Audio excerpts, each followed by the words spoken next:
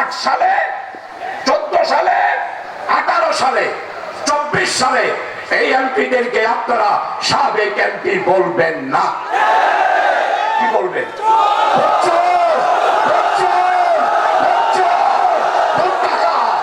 শ্রমিকের ন্যায্য অধিকার প্রতিষ্ঠায় নবী মোহাম্মদের দেখানো পথে মজুরি কাঠামো বাস্তবায়ন করতে হবে বলে মন্তব্য করেছেন বাংলাদেশ শ্রমিক কল্যাণ ফেডারেশনের কেন্দ্রীয় উপদেষ্টা ও সাবেক কেন্দ্রীয় সভাপতি সাবেক এমপি অধ্যাপক মিয়া গোলাম পারোয়ার।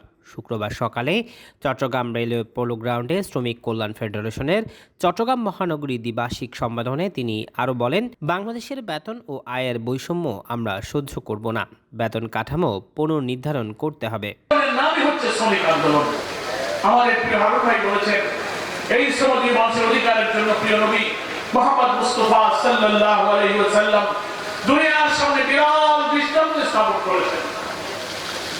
খেটে খাওয়া কিন্তু শ্রমিকদেরকে মর্যাদা দিয়ে সেনাপতির মর্যাদায় উন্নীত করে দুনিয়ার বুকে শ্রমিকদের মর্যাদা সুউচ্চ করেছে।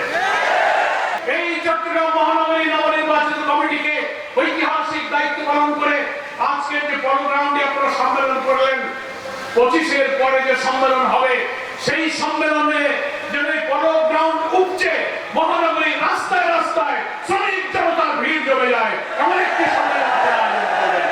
দিনব্যাপী এই আয়োজনে 6,000 কাউন্সিলের উপস্থিতিতে নতুন দিনের ইসলামী শ্রমনীতি প্রতিষ্ঠার আহ্বান জানায় শ্রমিক নেতারা।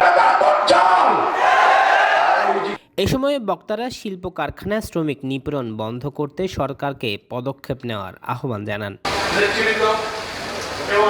জুলকার নাইন, দৈনিক আজাদী।